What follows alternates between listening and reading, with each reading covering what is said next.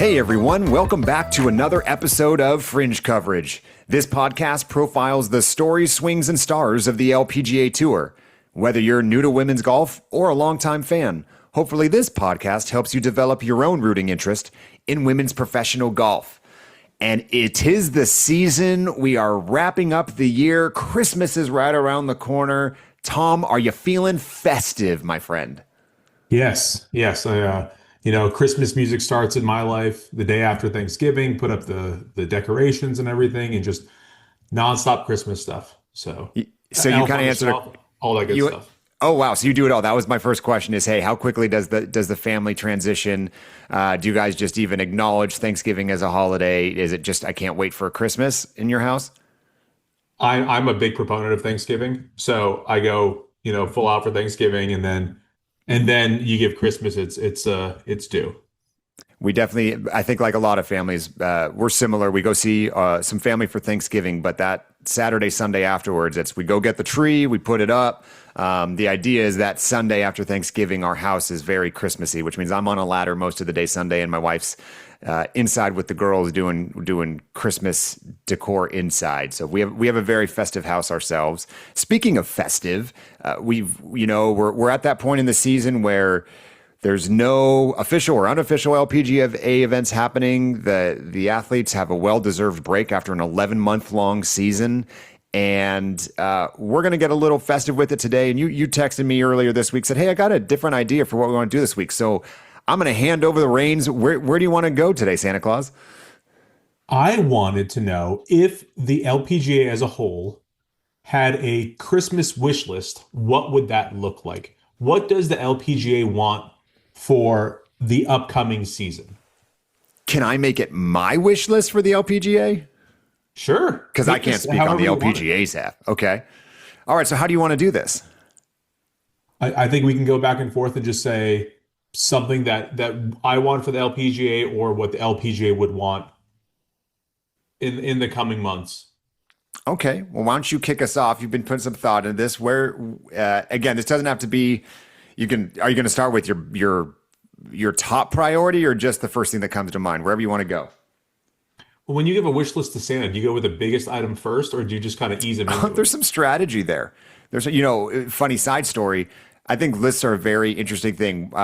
Years ago, when my wife changed jobs, we were going to be relocated, and we were given an option to rank the cities. That there were quite a few, upwards of 20, 30, 40 cities, and there's kind of a preference thing. You're going to get placed where you get placed, but we kind of racked our brains on how to game this system of like, no one gets their first choice, but if there's certain cities that they just have so much demand that if you put it high, you're going to get it. So how far down do you push that?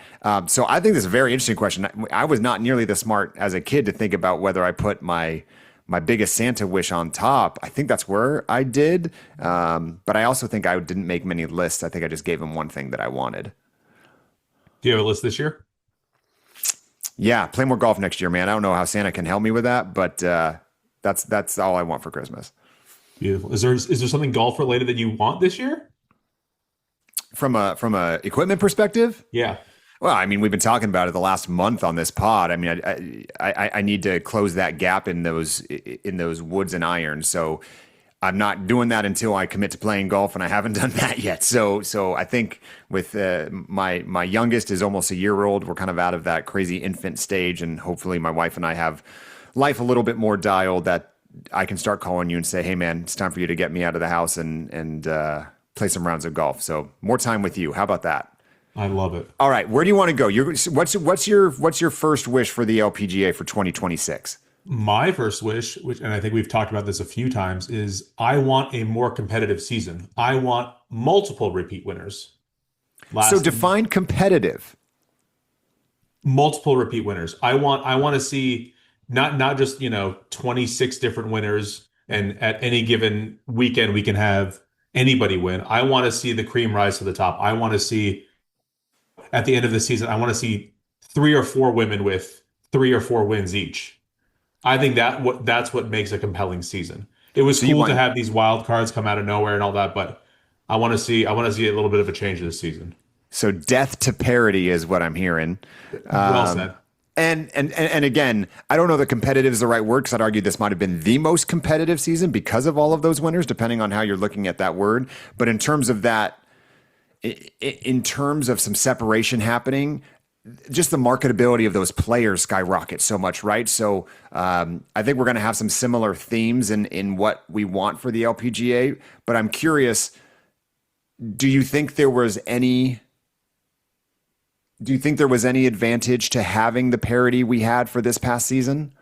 There's an advantage for a casual fan to learn new names. Like Sure. me, I mean, perfect example. I learn all these new golfers that I had never heard of before. So something like that's helpful. Yeah. But what would be very nice is if, one of the top 10 golfers would win every so often and not just, somebody coming out of the, number 72nd ranked player in the world. And then you go, well, she's probably not repeating next week. So it's cool that she had this moment in the spotlight, but it's likely not going to last. I like it. What about you? First one So on your list. I think mine are going to be very moments based, and you're going to hear that theme throughout. I'm using that term very, very deliberately because, look, I'm sure we're going to talk about the broadcast enhancements through the course of this pod. If the LPGA is positioning themselves in a way that it appears, which is they're going to have the cameras, the mics, the drones, the coverage, the live, non-tape delayed with TrackMan, all of those things that came out over the past month and a half. If all of those things are happening, it appears that the LPGA is positioning themselves for when they have the moment, they will not be caught unready. And so if they're going to do the legwork on that, it's now time for the athletes to create the moments. And I think to your point, Nellie's 2024 season of 7 victories would have looked a lot different with all of his broadcasts potentially. So she did something really special that most of the world didn't know about. And that bums me out, but it sounds like the LPGA is ready to put them on a platform that is going to give them the best opportunity to succeed. So said another way, the tour's doing its part. Now it's time for the ladies to do theirs and have some moments. So I'm going to have a theme here of individuals and what they're doing. I'm going to start kind of an off the board one, actually.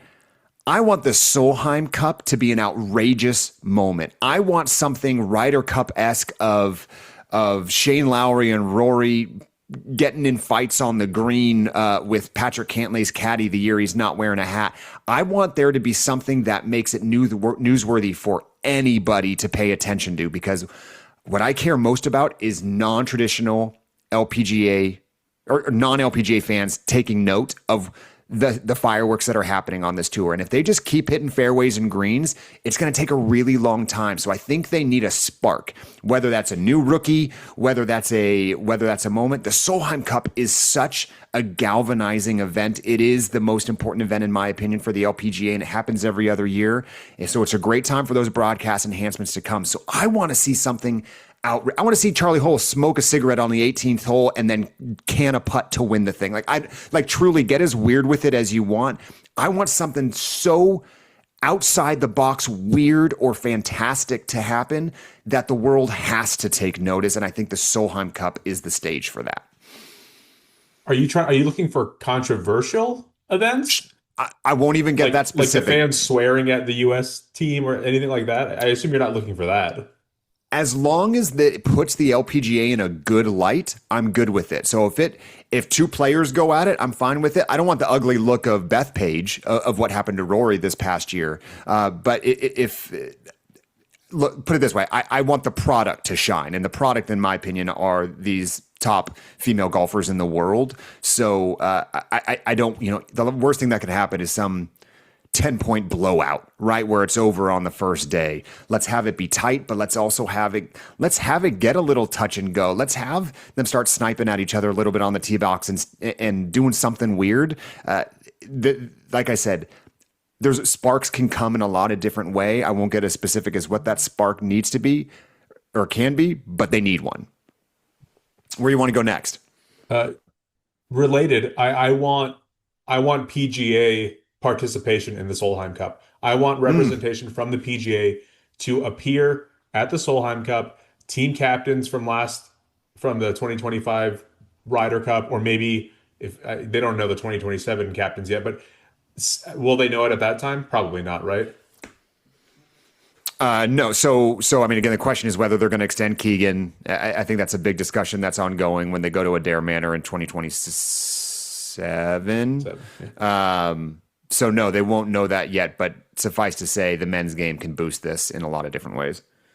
I think so as well. We can get the commissioner out there. We can get just some kind of extra eyes, the PGA fans who aren't as well versed in the LPGA players, just something to bring even more attention to the Solheim Cup and to the LPGA players. I think that would be beneficial for both parties, really.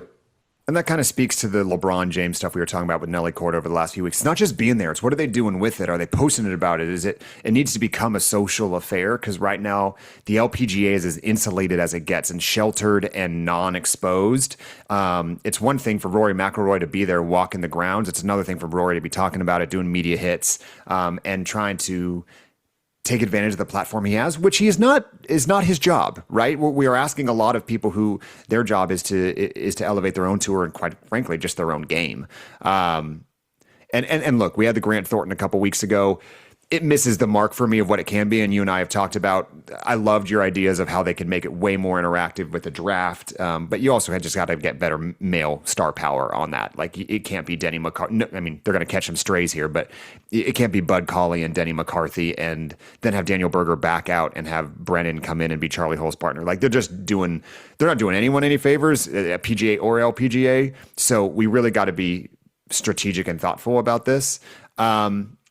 I'll take another one here. I'm going to go a little bit more stock answer here.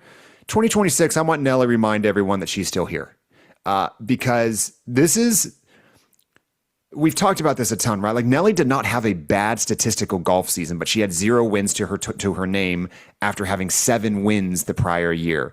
And winning is what's focused on, it's what's rewarded, and she had better strokes gained. She was just a better statistical golfer, but she couldn't close. She had really bad Sundays, or just really average Sundays, quite honestly. But her floor is so high that still leaves her as the number 2 player in the world. And the only person she was losing to was the person who set the all-time season scoring record in Gino. So Nelly's not gone, but it feels like the general public has forgotten about her. And again, we've talked a lot about the marketability of U.S. players, and there's not that many out there that are performing at a high level. And I think the LPGA, with everything they've been talking about with storytelling, I think Nelly's about to get a major glow up just internally from the tour. I think they realize what they have, but it don't matter if she don't win. And I really want Nelly to come out, remind the world she's here, create some buzz as we go into some of these majors, especially the Chevron, which is moving away from Carlton Woods and going to Memorial. Like there's going to be some big buzz if Nelly's playing good golf going into that. Then catch that momentum wave for that major season and get those Grace Kim moments right throughout. But I think Nelly is still the needle. And if it continues to be all the other names you talked about, parity, even if it's if there's a lot of non-Nellies winning multiples, it's going to be hard for people in the States to get fired up. So I really want to see Nelly reassert her dominance. And I think the LPGA has a role in that. And this is, I'm stepping into territory that I'm not well versed when I say this. The courses are too easy on the LPGA. And I say that because they are not rewarding the best players. You get hot one week and you can go really low. That, in my opinion, does not mean you are the best golfer. I want to see them challenge shots. I want misses to be penalized. I want good shots to be rewarded. And right now, I think everything's a birdie fest, and you're not playing well if you're not shooting 15 under every week. I want to see them make a little bit more challenging course setups, whether that's pin placements, where they're putting the tees, where they're moving in rough lines, and how thick they're growing it. Again, I'm not an expert on that, but I know easy courses when I see it at the professional level and it's happening. And I think it handcuffs the best golfers in the world, which I believe Nelly is one of. I believe Gino is one of them. I believe Lottie is one of them. I want to see them be given the opportunity to lift and separate, and I'm not sure course setup happens. So again, there's a lot that goes into that Nelly answer, but I really hope the LPGA realizes they have a role in how well Nelly plays. I don't mean gimmicky. I don't mean gamify the course, but make it challenging because the best players are going to rise that way. Yeah. Where you want to go next? To your point, I want to see one of the best players win a major this season. Okay. Because the only person who won a major last season that won another event all year was Mio Yamashita. Oh So wow. it would be really nice to see Nelly or Gino or Charlie, somebody Mm. really just come out and say like, "This is my year. I'm getting a major. I'm gonna take this season over, take it by storm." One of the things I just wanted to mention to go back to the Solheim Cup thing, uh, there is no PGA event during the Solheim Cup. They Oh are good. off for 3 weeks, so that would be really, that would be a perfect time for one of them. If you even had, you know, Max Homa live streaming it or something like that, like somebody doing a walk and talk during, following hole by hole or something like that. Even if Yeah. Rory were out there and he were just, very present, willing to talk about the tour or something like that. Again, not to put pressure on them. It's not really their job Sure. to do that, but I'm sure, they're friends with some people and that could be a nice little back and forth with them. Yeah, and honestly, I really like that idea, but probably in a home Solheim Cup year for in the States, because for someone to go to the Netherlands and their off week, which is prized possessions for them, to get an off week. If someone is from Europe, I would love I'll take that. a But Ludwig, let him go around there and you talk to go. some people. But I do think I really like that idea. Even if you just look at PGA coverage when they've got Smiley Kaufman and Kevin Kisner doing kind of what they call happy hour coverage, and they've got a booth on the course and players swing by and say, hey, I think there's something there. And I know you've got a couple other things that you're going to bring up later in terms of just more creative broadcasts and inclusion in other leagues and tours and things that are going on. But I do think that would enhance it, because if you just have the same broadcast team, the same golfers, the same players, nothing's changing. And if there's one thing that has to happen with the LPGA to get what you and I want, it's change. I'm not sure I know the change, but it's got to be different than the current iteration. Okay, let me come from left field on this one. I'm gonna stay in the player boat here. I want the EY twins to go off next year. These two are stunting on everybody when it comes to style. If you saw what these fools were wearing, and I use fools in a loving term, Affectionate term. affectionate, I call you a fool all the time. Like, these two came out wearing the most awesome threads to the Rolex Awards. They were wearing matching suits, but Akie had a more like traditional suit on, and Chisato had like a really awesome like suit top that was tailored, but then like with a skirt, and they were like outlandishly green and gold, like the same colors as Rolex. And like just within the LPGA sphere, people went just nuts about how awesome they looked. And this has kind of become a theme for them, as they are very active on social media. Fans, if for those of you that are listening to us, if you are not following the EY twins, and I think that's actually the handle is EY twins on social media, you are missing out. These two are so excited to be in America. They're so excited to take in culture. They're so excited to show their culture. They're friends. They trade off caddies. Like, everything about them is wildly fascinating to me. And remember, English as a second language, it's a tougher interview. So I think a lot of people just see another set of Japanese names on a leaderboard, which, look, there are a lot of Japanese names on the leaderboard right now, because they have absolutely just dominated the recent youth rise in golf on the LPGA tour. I think these two are going to gain a lot of fans if they win a little bit more. Remember, last year was their rookie year and they both won, which is outrageous to have twin sisters enter the LPGA the same year, both win. I think they're going to be competitive in majors. And I think they're going to have that personality to back it up when they do.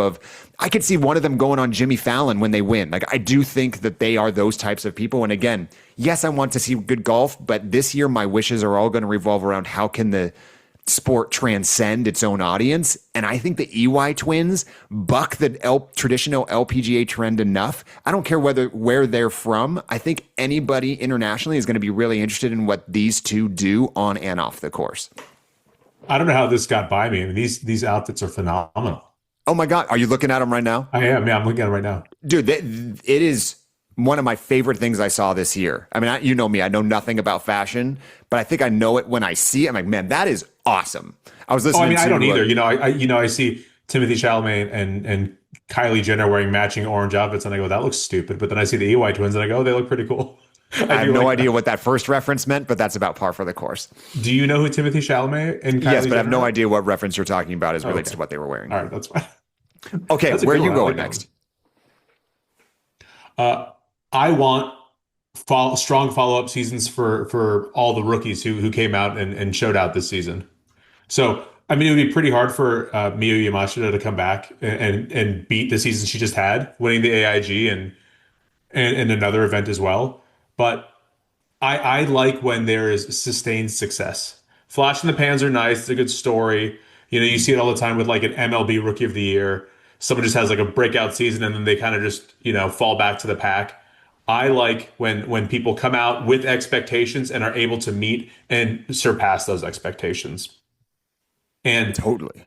they do have higher expectations now. You know, we've seen what they can do and they can actually come out and maybe buck that and not just fall back and actually come out and place their name in one of the hierarchies of the LPGA. I wouldn't bet on it. It's kind of tough to do something like that, but if somebody were actually able to do that, it would be a really good story and it'd be nice to add to the higher levels of players. It's amazing to think how many people are going to have an opportunity to win in back-to-back seasons just solely based on how many people won last year. Like there are so many people going into this year thinking I could win 2 straight years, which usually is not the case when you look at the long list of winners, the exceptionally long list of winners from last year. I'm curious, just while we're talking about it, is there anybody that you want to put a name on right now? Someone you're gonna like they're gonna win again this year, or conversely, someone's like, hey, I think we're gonna fade that person. We're not gonna see him. Well, I'm not going to fade anybody yet. I feel like I'm not well versed enough to say, oh yeah, that person is just. Come on, man, put your name on something. I'll fade someone. And who cares? Okay, go for it. Let's hear No, it. you got to go first. Come on. Okay, so I have to be mean about somebody. Yeah. You leave me now, flash in the pan. She's done. I mean, I don't know. Okay. Okay. I'm not going to say that about anybody else. Wow. Sorry, Yalimi. Just shots fired. There goes our chance to have Yalimi on the pod. I'm not nearly knowledgeable enough to say anything like that. So no, I am going to pass on that, Mark. Thank you. Lexi Thompson probably not winning in 2026. How about that? Did she win in 2025? No. Oh, you're Does just that not killing our own count? game here. Well, I think, I mean, look, with so many people winning, there's gonna be less victories to go around next year, right? Like, I have trouble believing parity is going to be what it was again. I could see. I think Yalimi is going to go the other direction. First off, but that doesn't mean I'm right. That just means I really enjoy watching Yalimi play, and I think she's still finding her way on the tour. And I think between the International Crown and some other things late in the season, I think she's really starting to establish herself as in kind of her place among everybody because she was with all of the best. I'll tell you, Ron, I don't think Grace Kim's going to win in one of my favorite golfers. I think Grace had an incredibly eventful 2025. She was part of the International Crown winning team. She had my most favorite victory I've ever watched in golf at the Evian, which we forget Gino got taken from her. Again, looking back at Gino's season last year. I think the Nellies, I think there's going to be less wins to go around, and I think Grace is someone who's going to top 25 her face off all year. But I bet Grace is one of those casualties that's going to have to keep scrapping to get back into the winner's circle. So, Grace, I love you. I hope I'm wrong, but I'm putting my name on something because my co-host is not willing to do that. That was a nice way of saying that. Well, Yeah. it was interesting, right? Because there's 5 majors a year, and Yeah. you see this across all sports. The NFL, people go, "Oh, Lamar Jackson and Josh Allen and Joe Burrow and Justin Herbert and Trevor Lawrence and CJ Stroud. These are all such great quarterbacks. They're going to win MVPs. They're going to win Super Bowls." It's like, well, no, there's only one out there, and everyone I just named is an AFC quarterback, right? And none of them have won a Super Bowl. Only one of them has even been to a Super Bowl. So it's like it's very hard to do this, right? Yeah. You can say, this person's going to get it. It's very much like a Game of Thrones thing. Only one person's going to end up as, on the throne, right? So good on them for trying, but it's, the odds are definitely against them. So my next wish, you referenced this in terms of some young players and people kind of establishing themselves. We need a rivalry. Yes. We need something. We need the Tiger Phil. And I think naturally people's eyes would go as who's going to challenge Nelly or who's going to challenge Gino. And I think that's there. And I think that will continue to be there, but it's not necessarily golf is rarely head to head, right? Like you might be the top 2 golfers, but you might play in the same grouping 4 times a year, and it's not because you're both in the final group on Sunday. It's because the networks paired you in your Thursday, Friday rounds. So a lot has to fall into place for those duels down the stretch to happen. I want to watch the evolution of what I hope becomes a budding rivalry between Lottie Wode and Rose Zhang. I'll start with Rose. A lot of people don't realize that Rose, people are like, where did Rose fall off to? Why did she not make CME? Rose Zhang was still in school at Stanford trying to balance a full-time LPGA schedule and, oh, by the way, dealing with very serious injuries along the way. We have not seen Rose Zhang, first of all, not in school and fully applying herself to just the LPGA Tour, which credit to her for even making that decision to do both. I think Rose just has the tailor-made temperament, not a brand endorsement there. I mean, like her temperament is so perfect for the tour. She does not get too high. She does not get too low. At least that's what she shows, right? Who knows what's going on beneath the surface?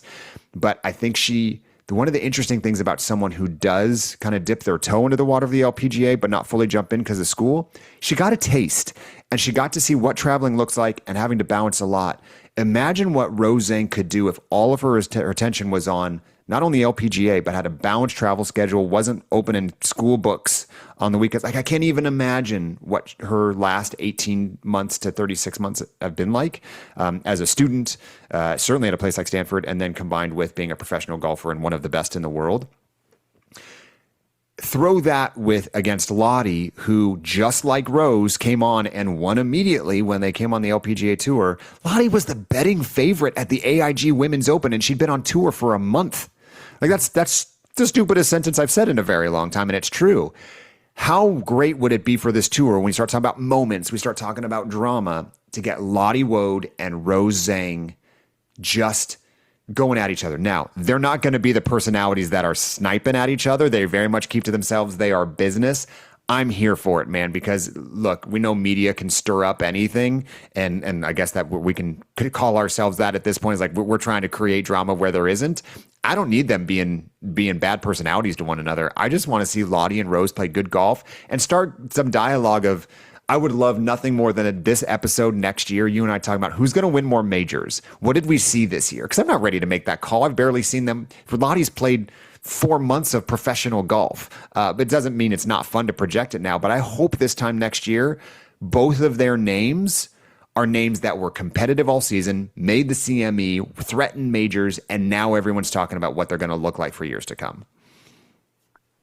Which rivalry do you think would be more compelling as a viewer? The Lottie Rose rivalry, or if we got the EY twins to do a rivalry against each other? If there was some beef in the family and all of a sudden they would start talking about that on social media, and eventually it gets out to the broadcast, and now the broadcasters are talking about it. One of the things I dislike the most about you, Mark, is that you never grew up watching wrestling, so this isn't really in your wheelhouse to see like a team, split up and turn. Wow, yeah, turn heel. I know my terms. I mean, I think anecdotally, the EY thing would be very, very compelling. The American side of me, I think, says right now golf needs American talent to rise. So I'm going to go the Rose route there, and especially the England-Britain. Like I think there's a lot to Rose versus Lottie versus an internal family beef of right now two relatively unfamiliar names. Like Rose and Lottie are some of the biggest names on tour outside the LPGA world. If you went to someone on the street, a sports fan on the street, and said, "Do you know who Akie EY is?" They wouldn't even know you're talking sports necessarily. I think they're much more likely. So again, if I'm trying to maximize the marketability of these moments I'm creating, I need some more star power. So I hope Akie and Chisato are very, very happy and never split. And I'd rather watch the rivalry on Lottie Rose. I didn't think you were to go, national versus international with us on this one, but you're probably right on that. What else you got? One of the other ones that you kind of touched on was the new broadcast deal. Yeah. It would be, monumental if they could get this done right, where everything was just done seamlessly. Like, again, we see this in the NBA this season. Now the NBA is back on NBC, and they've done such a good job with the studio, and they've done such a good job with the interviews on halftime, stuff like that. I think that would be incredibly helpful. Now, I don't know what they're doing exactly that's different from last season. I mean, I know that, like you said, there's more cameras and all that. I'm assuming that the commentators are going to be the same. It's not been announced, but yeah, I do think the Grant Boones and Morgan Pressels. I mean, they're staying within the NBC network and Golf Channel. I don't know who their Golf Channel, but hopefully Mel Reed has a pretty big role in all of this. She's been fantastic at the desk and doing live commentating, but I've not seen any major shakeups on the announcer side. One of the other things I would like to see is maybe inclusion to the TGL. I watched TGL intermittently. Like if there was nothing else on, I would Yeah, turn it on. It wasn't appointment viewing for me. I would check out the next day to see who actually won, and yeah. I kind of got a little bit of a charge out of that, but I wasn't the biggest fan. I think if they were to include the LPGA this season, I probably would care more about it. I don't know how that aligns with the scheduling. I'm sure that's a tough thing to do, and Sure. I'm assuming, since we haven't seen any live golfers in the TGL, that I'm assuming that this might be a PGA only thing. I mean, it They could be might, whatever they want it to be. yeah, they might be more inclined to include somebody in the LPGA. That might be cool. Even those the match games that they have, over in Vegas over Thanksgiving weekend or something like that. When that first came out, I definitely watched that. Hmm. I like somebody driving around. Who was it? Matt Wolf or Charles Barkley or somebody like that driving around giving some commentary. I think that's fun. That'll give the golfers some time to shine. They're not taking it as seriously. There's not like there's no Rolex points. There's a little bit of a cash incentive, but something like that I think could be beneficial for the players to actually get out and show their personality and not just be so buttoned up. Yeah, and especially alongside their male counterparts too, right? Like back to the Solheim Cup discussion of having PGA involvement or what the Grant Thornton's trying to accomplish. Like again, you kind of want that. LPGA on its own needs help, and so I think aligning them, I think it's the right, I think it's the right direction. Use two terms there that are the right ones that have been stuck in my head for the better part of a year now, and see if I can try to put this into words. Appointment viewing is a very interesting thing to me in 2025 and almost 2026. There are very few things in my world that are appointment viewing. Live sports used to be the thing when you and I were growing up. I mean, and I think, other than those boxy fans out there that are really looking for that pay-per-view moment and they want to get together, or, NFL fans, TGL, they tried to make appointment viewing. And it's just not. It's shoulder programming that, oh yeah, if it's on, and I like, a lot of people don't just turn on cable anymore. A lot of people are like, oh, what Netflix show are we going to show? If you're trying to do that, you got to know who the people are that even turn on their TV to scan, much less go seek out TGL. So appointment viewing is really interesting because if I think about the LPGA is as far from appointment viewing as we can get right now. As someone who loves the LPGA, I can say this, with full comment. There's not a lot of people seeking out the LPGA as appointment viewing. Just not true. I wish that wasn't the case. And I think there's a way we get there. But when you look at the match, when you look at the TGL, when you look at the Grant Thornton, the other word you used was exhibition. Man, do I have trouble marrying the thoughts in my head on that topic, because there's the one side of me that be like, man, how many times on this pod have I said, wow, it's really good to get the men and women in the same boat, rowing the same direction, talking about the same stuff, elevating one another. All of those times, those are, I mean, the Solheim Cup, there were no points awarded to that because you said this last episode, like you can't have Lauren Coughlin's game depend on Andrew Novak and have her Rolex ranking or something else be impacted by that. So you're, by nature, this is already going to be an exhibition, whether it's a staged match in Vegas or whether it's a simulator league or whether it's a co-sanctioned co-ed event that just happened. That immediately makes it so far from appointment viewing and makes it so easy to miss. And again, that's not, I don't mean that as a negative. It's just, oh, I don't have to watch it. Like, it doesn't really mean anything, but if it's on, I'll watch it. The reason I struggle is I don't know what to suggest in its place. I don't know what to suggest to say, hey, I think they should all be in the same room sometimes or the same course sometimes. But every time we do that, it seems to be some exhibition thing. I don't think they're poorly executing it. I just don't think there's a great recipe that anyone, if there was, someone would have come up with it by now. But I think that's where in 2025, 2026, the social media virality of moments is where things is going to matter a lot more. So I don't know, somewhere in there's a question and a concern of just, are we trying to create more things that are easy to miss? And that's what I want to avoid.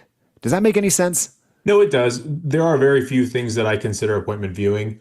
It's really just sports, right? It's live sports, and even that, if I were, if one of my kids had a soccer game or a baseball game during professional sporting event, I'm not, recording it on YouTube TV and going home. Like I am just going to follow it on my phone. That's right. And unfortunately, a lot of my kids' events fell over the same time as an LPGA event. And yes, I'm either live streaming on my phone or I'm just following it on the LPGA app. It's as much as the match would be a fun idea. I'm probably not sitting down and watching 5 hours of it. Yeah.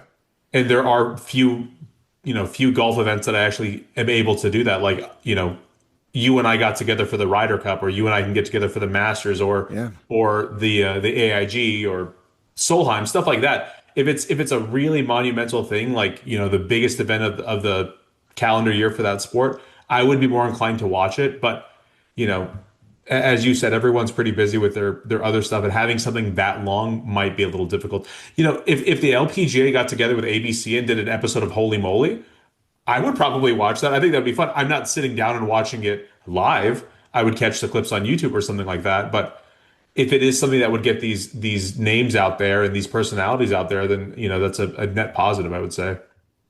For sure. And hearing you say that, I think I can get in my own way with this sometimes and think something has to be like a singular fix. And I think the whole point of this is, if the LPGA is going to make a splash outside of its existing fan base, it's probably going to have to do multiple things. It's not going to be, oh, our broadcast is better, so now it solved everything. If you put yourself in the commissioner's shoes right now and we're asked, if I just went on the little rant I did of like, hey, I don't know how I feel about these exhibitions. How are you going to get more fans? I have a feeling it's an incredibly long-winded answer. So like, how much time you got? Because we got to talk about the international markets we have and what we're going to do uniquely in those. We got to hit social media really hard and create moments. We got to make sure our broadcast is good. We got to work with our players to make sure that they're ready for the moment and we're putting them in storytelling the right way. Like it's not one thing, and it's not going to be in 1 year. It's not going to be in 2 years. But as they start putting these building blocks in place, whether it's broadcast related, course related, purse related, they got to position themselves so when the moment strikes, they're there. It's funny. I had a similar thing on my list of the broadcast enhancements. I hope they are what they say they are. I hope we're sitting here a year from now, even just as more diehard fans, tangibly talking about like it was better. And whether that brought in new fans right away, you're not going to get a phone call saying, "Oh my God, they cover golf so much better. You should watch now." Like that's not how this is going to work. But I don't have pride in the product right now. If I went, like I have hesitation. I was at an event last night with 300 people, a few of which know we have this going on. And there are people that I would not push towards the LPGA right now because like I don't think Golf Channel or NBC or anyone, I don't think anyone's knocking LPGA coverage out of the park right now.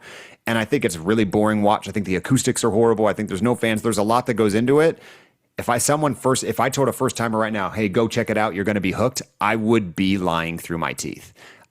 So I think there has to be a lot more storytelling. So I'm going to use that as a segue for my last wish list thing. And this is turning the lens inward, Tom. This is going to be a loose statement that I want you to help me fill in the blanks.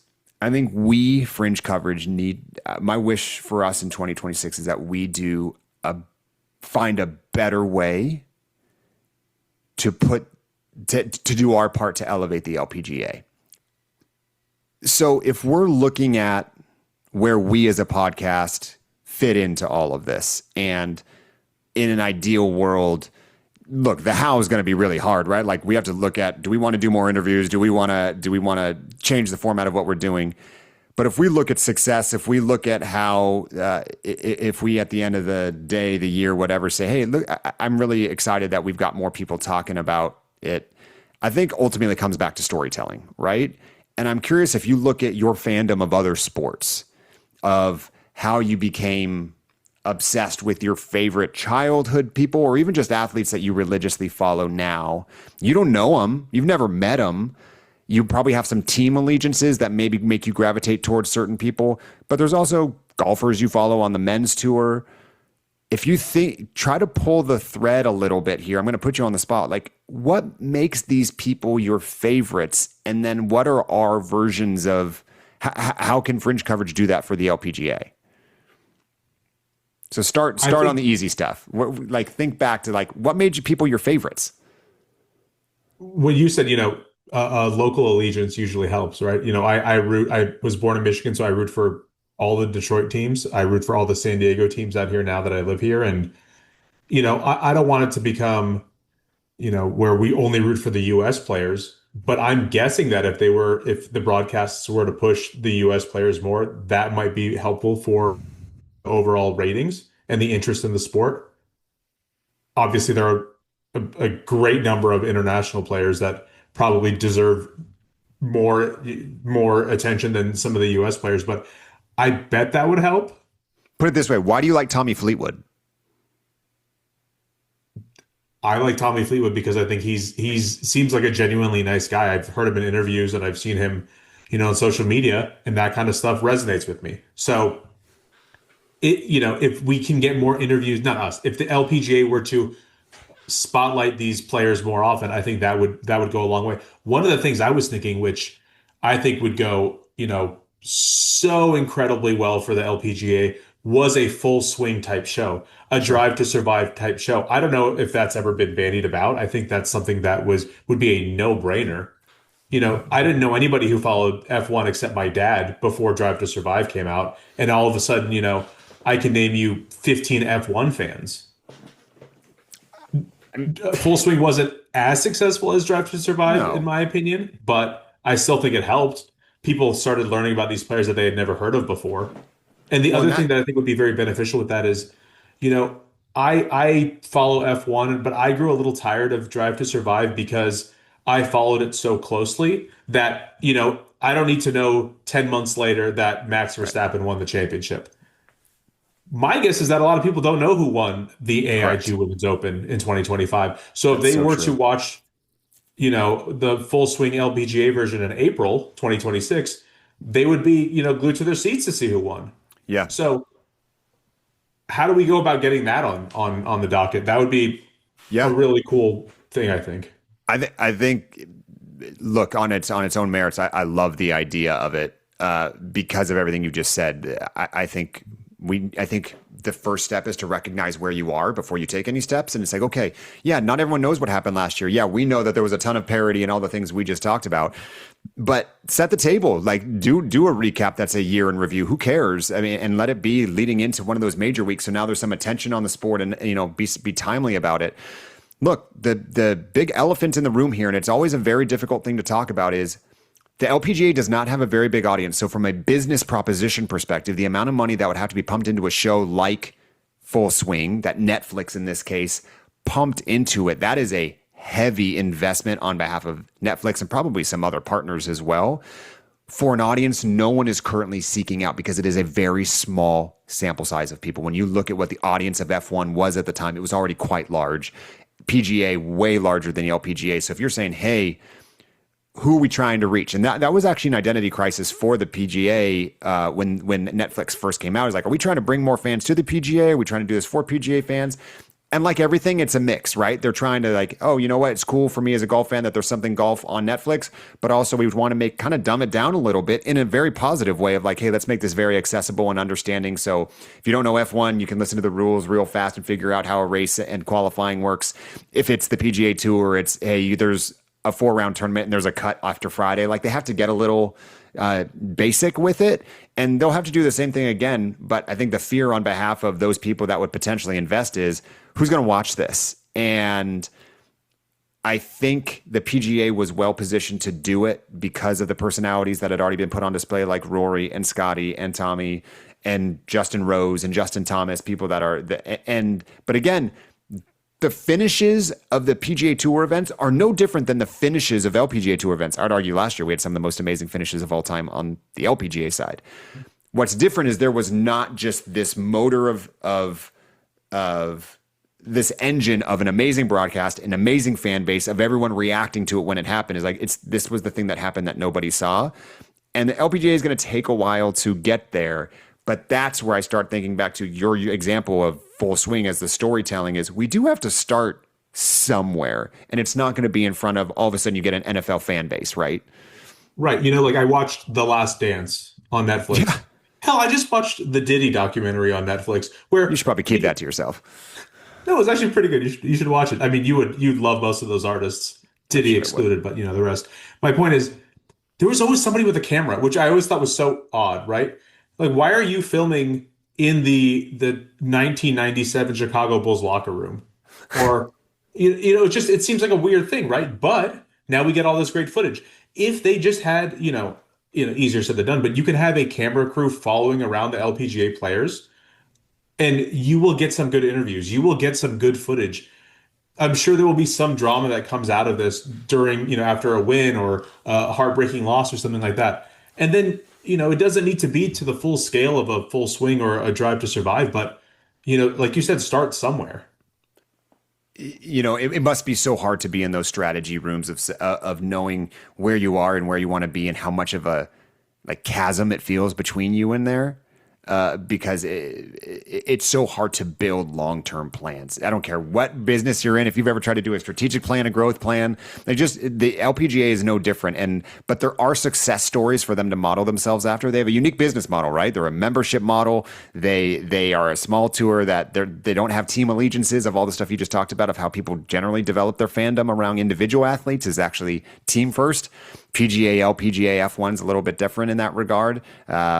But there are ways that the PGA have done it, and I don't know. I think this wish list we're doing does not feel unrealistic to me. We're not talking. We have not suggested something that's outlandish. A lot of things have to fall into place. But again, if the infrastructure is put there, and some of these things that you and I have wished for happen, they are on their way. I hope to being able to curate those moments and then spit them out in digestible, desirable formats, whether that's short clips and videos and social media or Full Swing type documentaries. As long as there's strategy behind it, they will get more eyeballs. I'm not saying, I wouldn't say whether it's tens of thousands, tens of millions. They will get more and it will grow on itself, but there has to be a sustained plan for it. And I want to be part of it. I want Fringe coverage to be part of it. I want us to take every swing we can get, bring on more people talking about it, not just golfers. You've suggested multiple times having people, other fans that like the LPGA that have famous followings. We're going to try to get weird with it as well. So, Santa, it sounds like we got a lot of things you got to do for us to make our wishes come true. We did not prioritize them for you. So you know what, Tom, after all of that, if you get to pick one, all the things we talked about, you suggested, I suggested. Now that we have it all on that list, I think we've both been nice this year, so Santa's going to at least read our list. What's the one thing you want? The one that just came to me, the LPGA Full Swing documentary. Okay. All right. How about you? Santa, you heard it here first. I think I want to start in a sustainable manner. I want Nelly to reassert herself. I think that's going to have ripple effects everywhere from a marketability perspective, because I want us to be on a pod talking about like having trouble finding new ways to describe how good Nelly is a really good problem to have. And then there's one thing I didn't say today that you probably expected me to say. I want Charlie to win all 5 majors next year. Like, come on, tell me there won't be attention on golf if there's a Grand Slam chase and or Charlie Hull is in the mix all the time. Like, and for my Full Swing pipe dream, they would need to be front and center. Those two need to sign on full access. Those two would be the stars of the show. So if we could get them on board, smooth sailing. I mean, truly, give me 5 storylines of Nelly, Charlie, the EY twins are 1, Lottie, and then like probably the world number 1, like gimme Gino. And just be like how she's managing year 2 of being the number 1 ranked player in the world and got these people nipping at her heels. Like, you got a really good international flair there, which the PGA doesn't always have. Man, sign me up for that. Mm-hmm. Well, this was fun. I think we got to do some check-ins on this and how whether Santa delivered. We might call Santa in June of next year and say, hey, either thanks or where were you? But up a call for Mark. Yeah. Tom, this has been fun. I like this idea. I think oh, God, it'd be nice to have some of these wishes come true. There's so much work to be done by everybody, the golfers included. I think 2026 is set up to be a really captivating season for all the reasons we just said. I mean, just if any of those things hit, I feel like the LPGA is in a good spot to capitalize on it. Anything else for today, my man? Next week, we are debuting the Fringies. We're doing an awards show for our favorite things that happened this past year of golf. If anybody has any topic suggestions, any award suggestions, if you want to know who our favorite what the best outfit on the course was or something like that, please feel free to email us at fringecoverage@gmail.com. You can send us an Instagram comment if you prefer, Fringe Coverage Pod. And that's about it. Anything more for you, Mark? No, man, I'm excited to do our award show next week. Are you wearing a suit? Well, that's a good idea. I'm going to wear the Akie suit. Perfect. I'll wear the Chisato one. Perfect. All right. And whether you're approaching from the fairway or the rough, we got you covered inside the Fringe.